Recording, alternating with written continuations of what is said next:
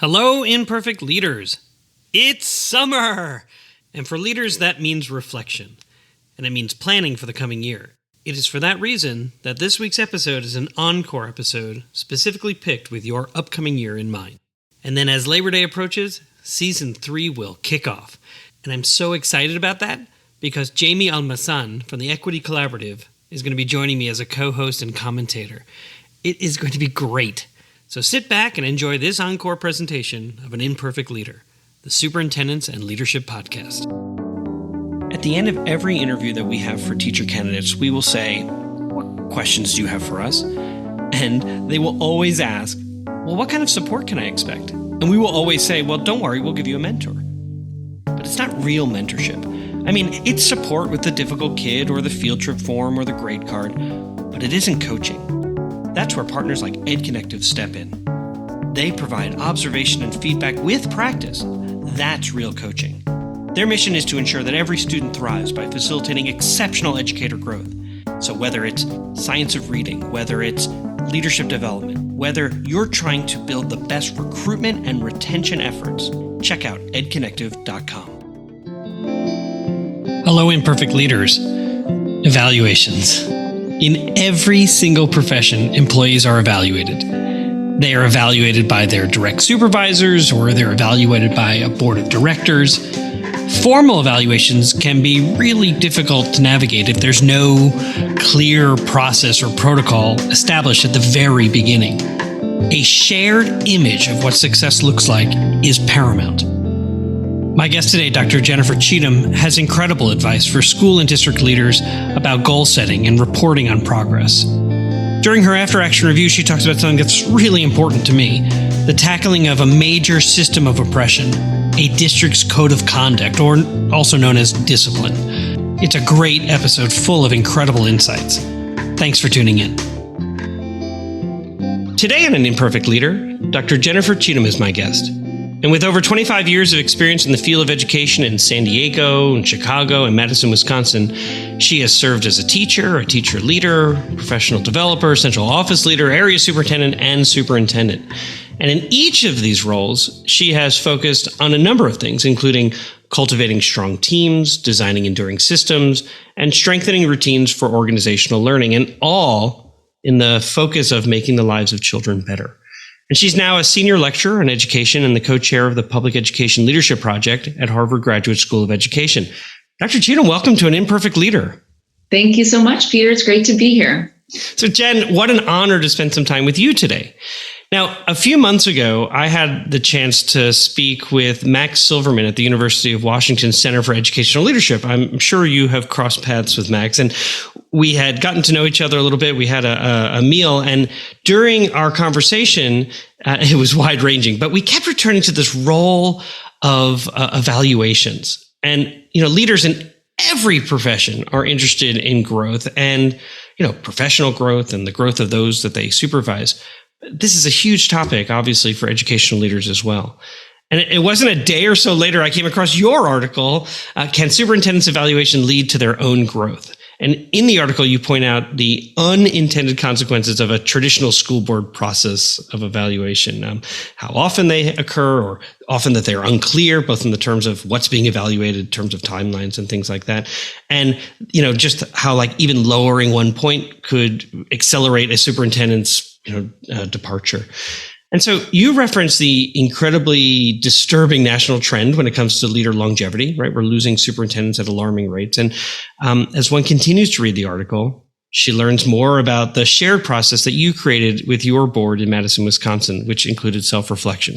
So I know those who are listening today are thinking, are you going to ask her a question or are you just going to talk? So here's my question. Now in your role at Harvard, you have an opportunity to advise and mentor superintendents. And so I wonder, would you take a moment and just describe the advice that you give them when it comes to the evaluation process? Absolutely, Peter.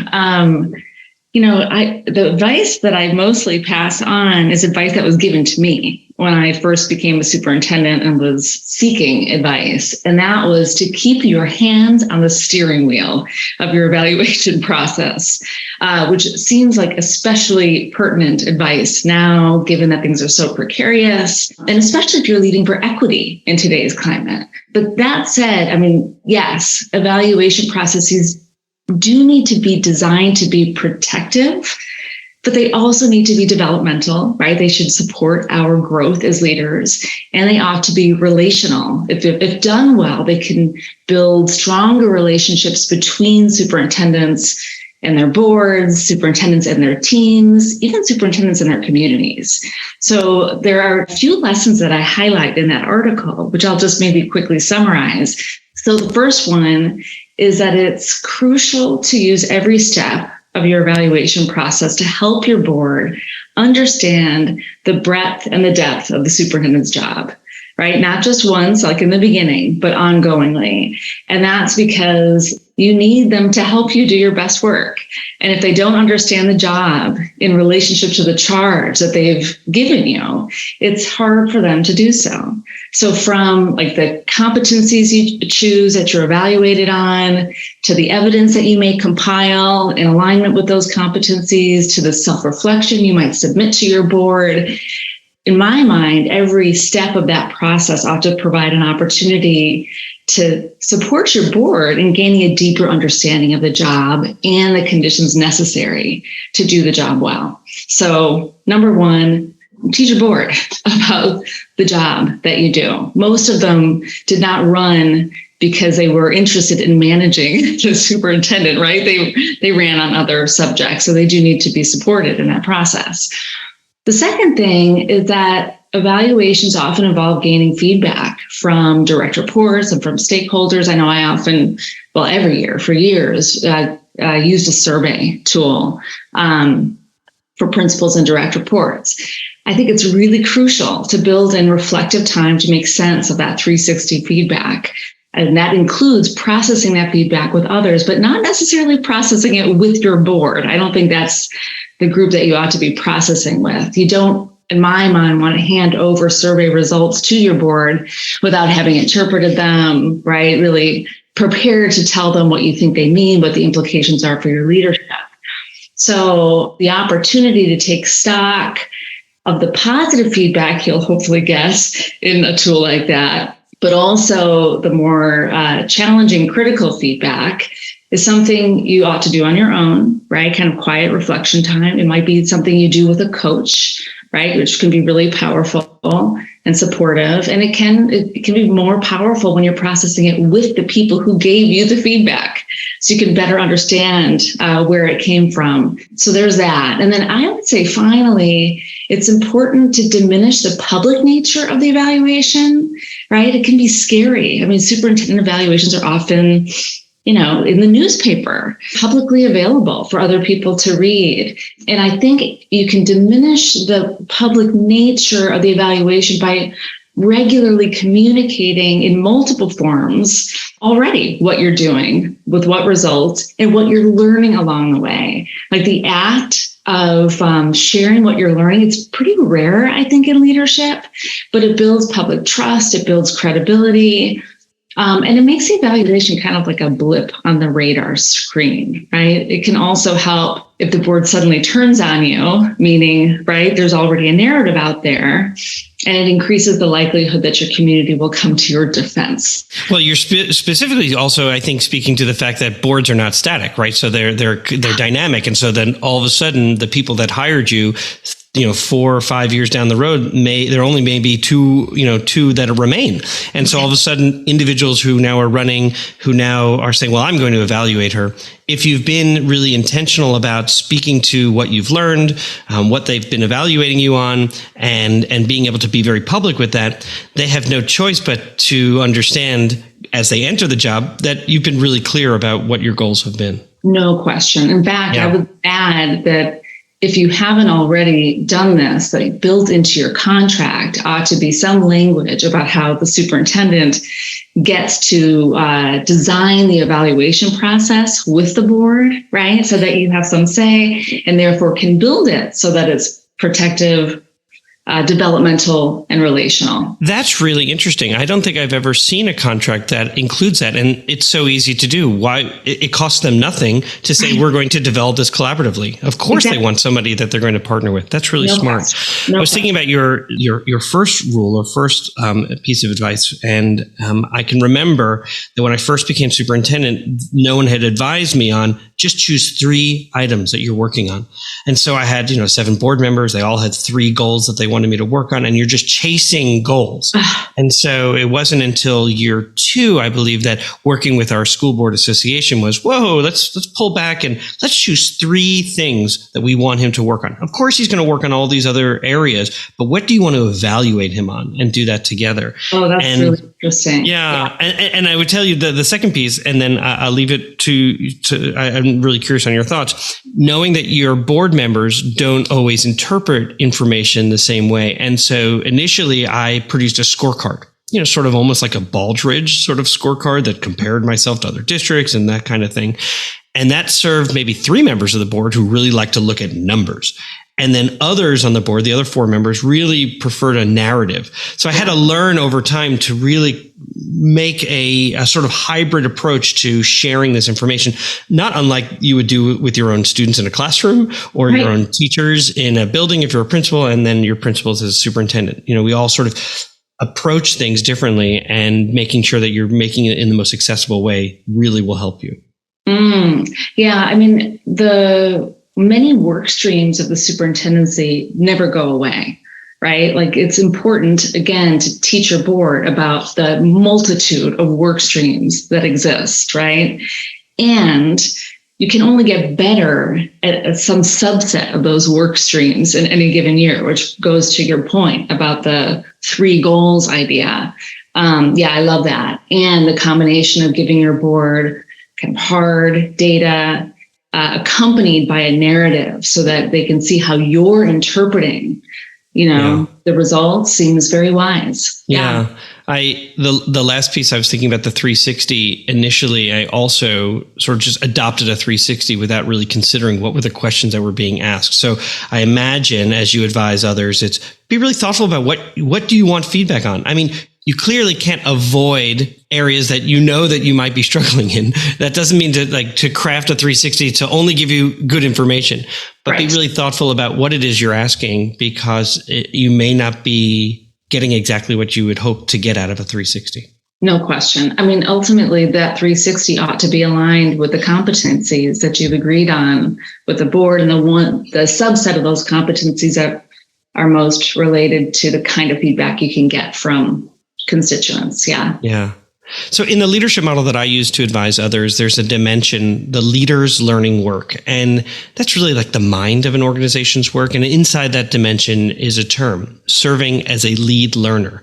And I thought about this when I was reading your article on the lesson that you learned in terms of the power of vulnerability. How a lead learner, yes, learns alongside the people they lead. That's super important. You don't just send people to a training. You are there with them. And then more importantly, or equally important, is that a lead learner admits when she, he, or they make a mistake. And so I wonder, would you speak to the power of vulnerability? And if you're willing, would you also speak to the privilege that many of us enjoy, that we're able to deeply engage in personal reflection without fear of retribution? Oh, absolutely. Yeah. In the piece, I mention how crucial it is to demonstrate vulnerability, albeit selectively, to gain trust, insight that's necessary to do the job well. And that can look a lot of different ways. I mention, I think, in the article that it can, at least for me, one of the things I like to do is bring together community leaders who I often saw as my colleagues, right? The mayor, the head of the United Way, the head of the Urban League, right? Like the kind of major community leaders to sometimes preview data data that I was had concerns about. I would share problems at practice with them. I made myself extremely vulnerable, and often brought community leaders together who were sometimes in conflict with one another, right? So we could really talk honestly about my work, but our collective work. And it really built trust, right, among that group. It just became a really powerful body that I could almost bring together in an instant. Not scheduled meetings, like, hey, group, I need you now. Can we get together, right? And almost everybody would try to get themselves there. Really amazing. I felt like I owed our community this kind of relationship, right? Given that we served their children, right? That we employed so many of them, that given the health of the school system is crucial for the health of the community, right? I felt like I owed them that kind of relationship. And to your point about privilege, I fully understand that leading for racial equity as a white leader in a white dominant community like Madison, which is where I was leading, that even when deeply criticized, that I was going to be okay. The worst thing that would happen to me, at least I thought at the time, was that I would get a crappy article written about me or an unflattering picture of me in the paper, which they often like to do to women. Yeah, they do. Particularly if you're making a point and if you're going, now, the first thing I want to talk about, and then it's sort of, oh, look at her. She's chastising us. She's chastising us. She's mean look on your face, or they like to catch you at the end of a really long day, Yeah, totally.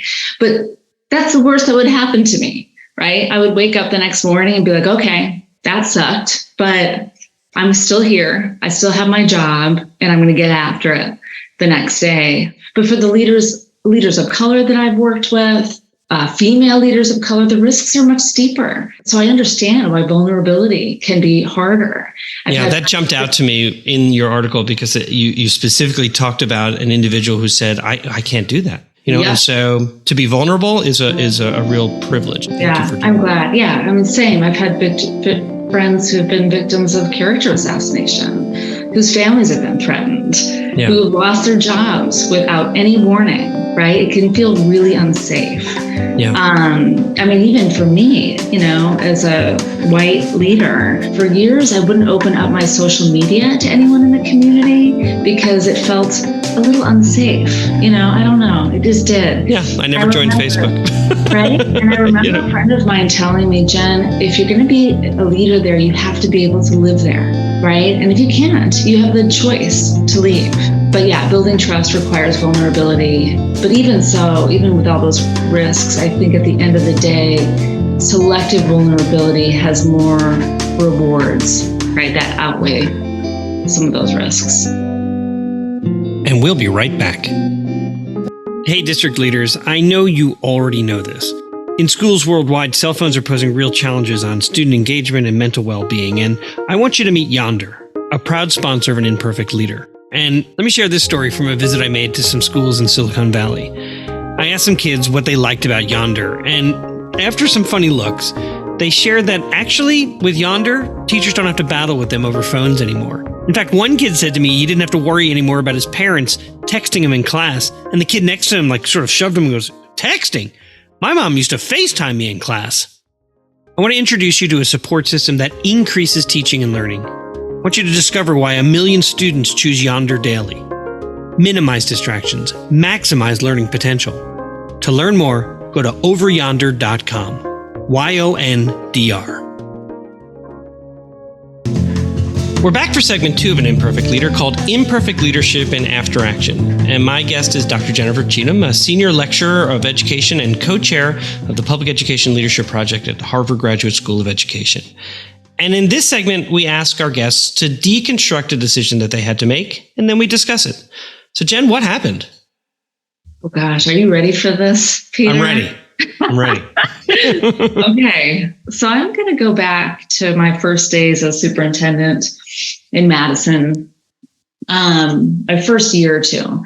So I have to give a little context to start. When I started my superintendency in Madison, I did what new leaders do during their first months on the job. I listened and learned and built with our community a strategy for improving outcomes. And just so you know, again, this is backdrop. We focused our strategy on three big things: school improvement planning, professional learning about excellent teaching, and a set of 5 priorities for central office.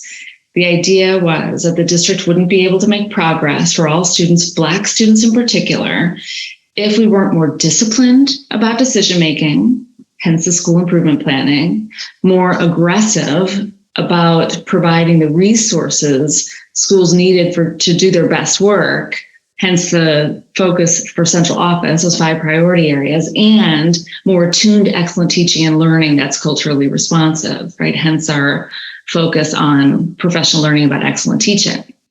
We made a lot of progress during those years, by the way, that I'm really proud of. So I'm going to put that now aside. That's the backdrop.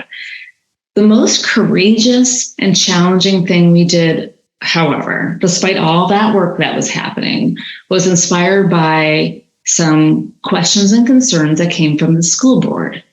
And they were about the district's code of conduct, the discipline policy that guided responses to student misbehavior.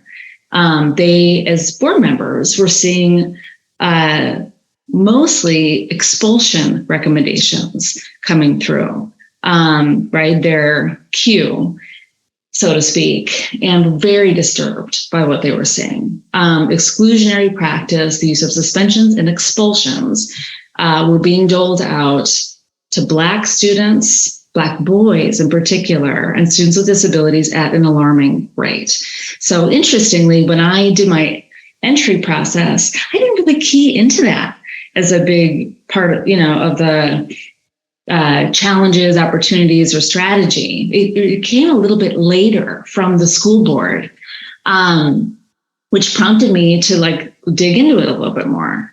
And then I was starting to hear more concerns now expressed quite beautifully, honestly, and sadly, through students and teachers, union leaders, even principals, parents. It was really astounding and concerning to me. I also talked to student services team members in some depth. School counselors, social workers, nurses.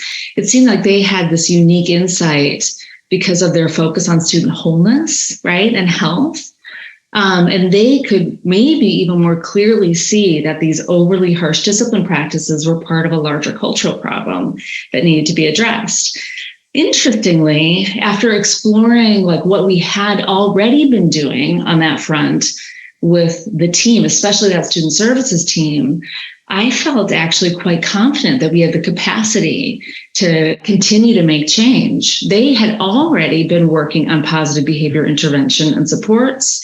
They had already been working on a social emotional learning curriculum at the elementary level. They'd already been working on restorative justice at the secondary level. There was a lot already in play. And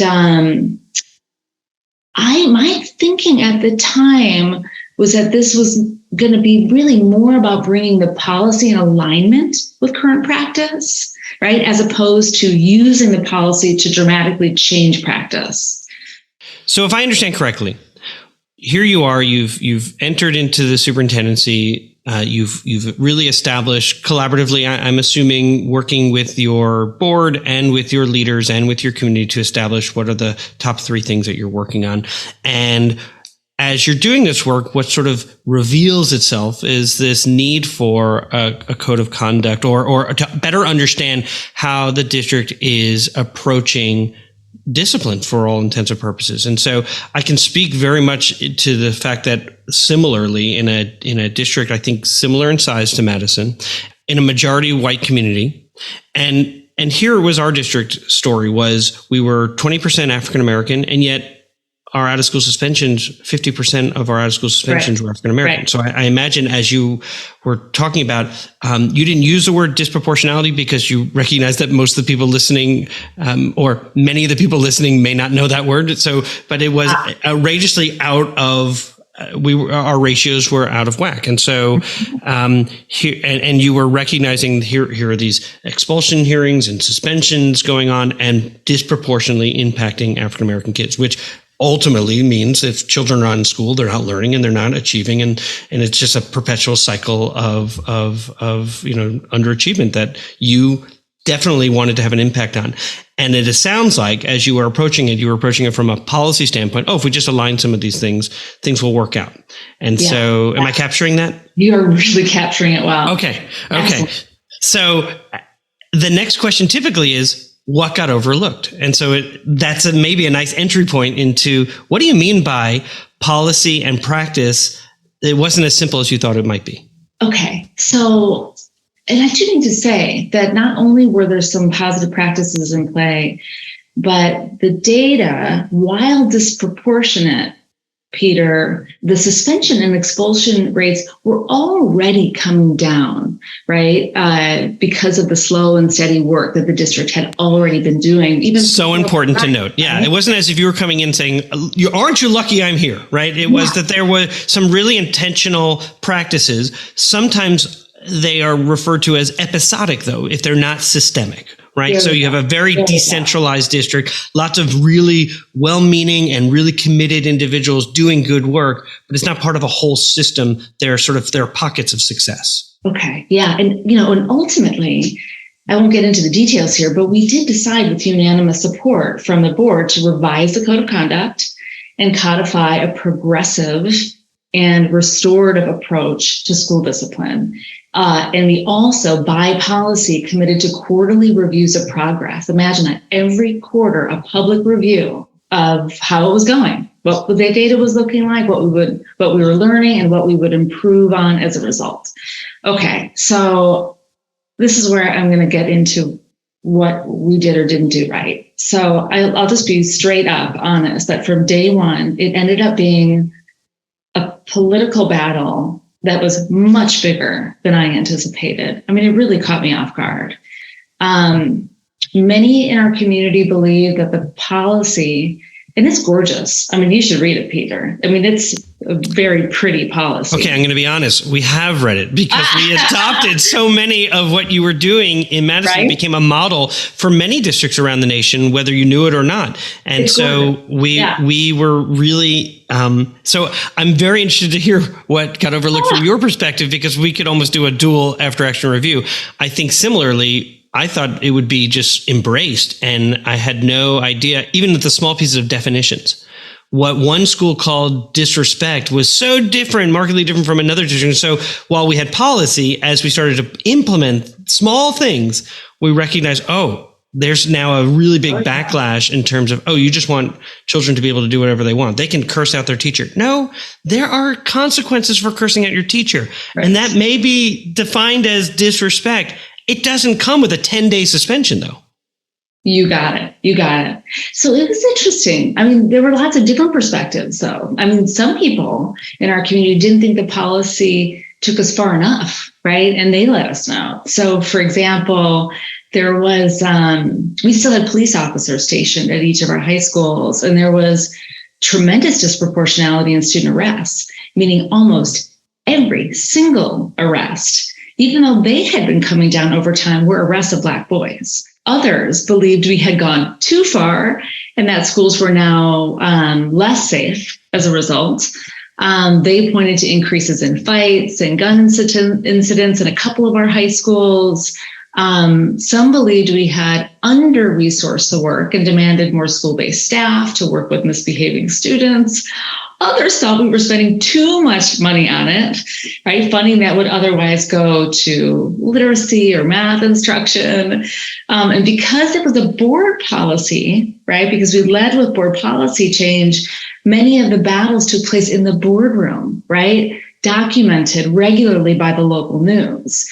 What was hard, and I'm a mother of a Black boy. What was hard was the humanity of Black youth who were being most harmed, kind of hung in the balance, right? As we were having these debates in the boardroom. And while often unspoken, right, race and more specifically our attitudes about Black boys were at the center. In hindsight, can I talk about what I might have done differently? Oh, please. So This is the portion of what got overlooked. So in hindsight. So I'll just start by saying I have no doubt that this was the right work. Work that would benefit every student in our district, given our beliefs in student safety and belonging, right? We know that students have to feel safe and belong if they're going to thrive academically. So I think student discipline may not be the right way to talk about the work, right? It is ultimately about making sure that students are both physically and psychologically safe in their classrooms so that they can learn. I'm really proud that we stood by our values on that. What I wish I had done was I wish I had been much more politically astute. I learned a lot about political leadership. Now, I don't want anyone to get me wrong. There was a lot that I was doing in the political realm, and I think I'm generally a pretty strong political leader.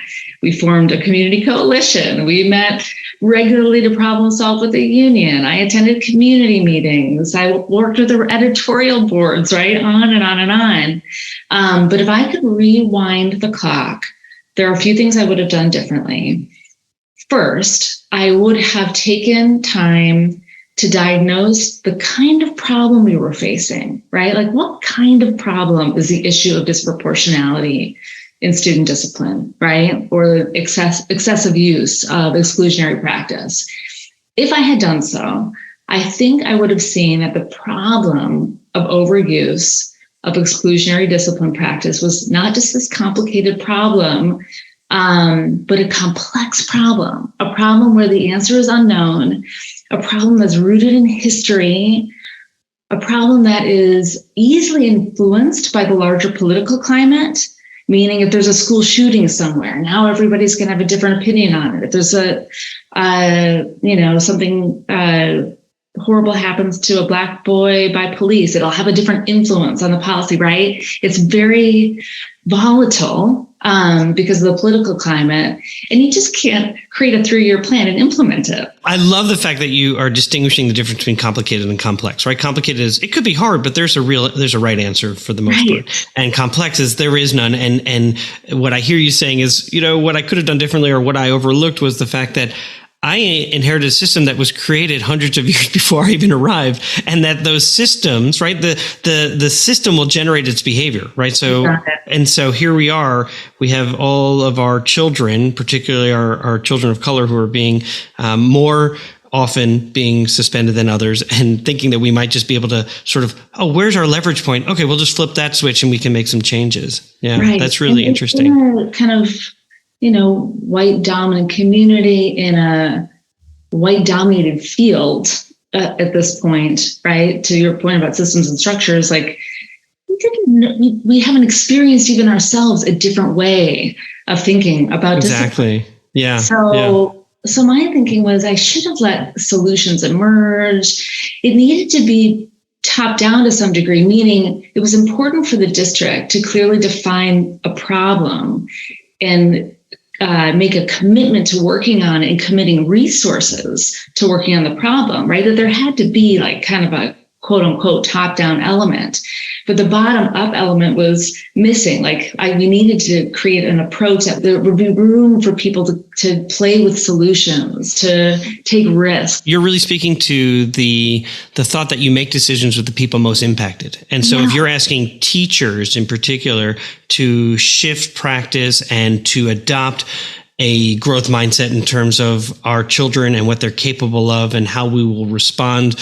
when a situation escalates, that yes, there has to be top down sort of this is a non-negotiable for us in that we can do better. We're well resourced. We have the talent. We're intelligent enough. We're empathetic and compassionate people. We're a charitable community. Look at the United Way and the Urban League and all these people who will rally around this community, and maybe sort of having an idea of shifting the focus to, okay, so where can we, at this level, at the teacher level, start to grow and emerge these interesting or promising practices that will shift the way that we believe. Yeah, that's really interesting. Partnership with students, in partnership with parents. Yeah, right. I think so. That was big.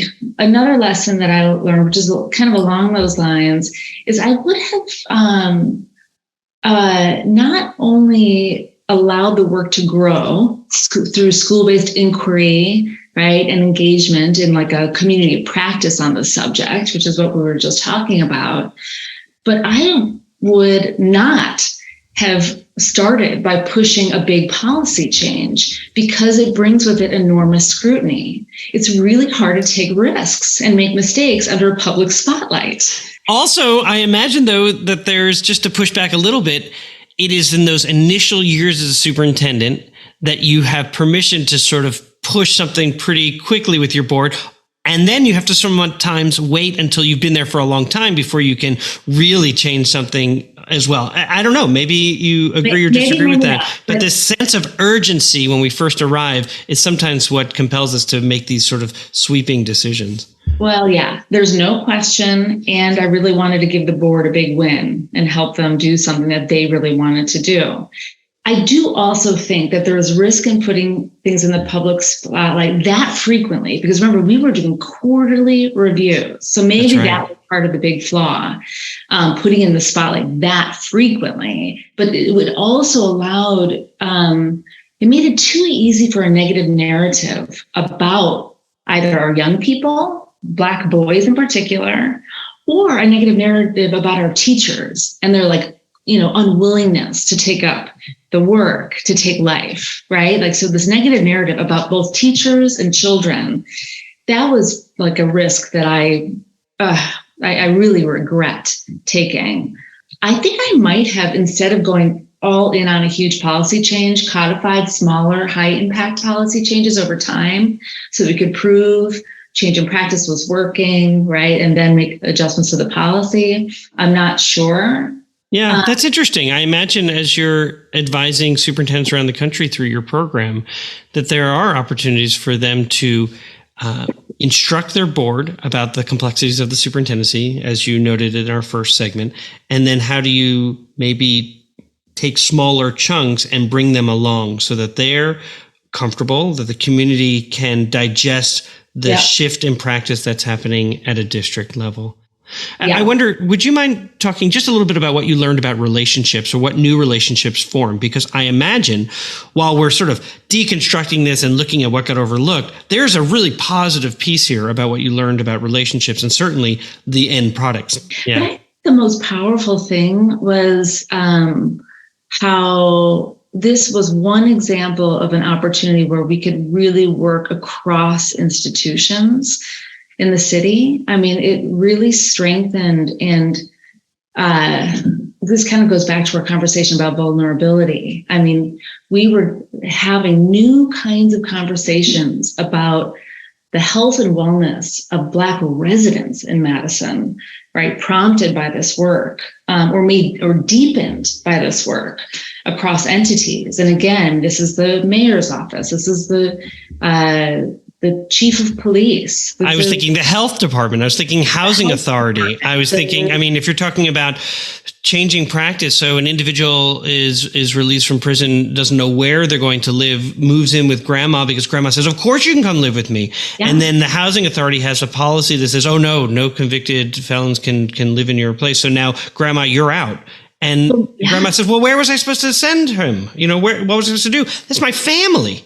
And so thinking about practices in terms of how policies have been established, maybe with good intentions, but with terrible ramifications. It's amazing, right? Like the juvenile justices we were talking to in ways that we had not talked to, and worked with before. Like everybody, the 100 Black men of Madison, like we were all in it together, NAACP. And in fact, I can remember one meeting where we worked with American Family Insurance, who had like an innovation arm where they were trying Shame on them for their theme song, because it's always in my head, American Family Insurance. They better give me some money for that.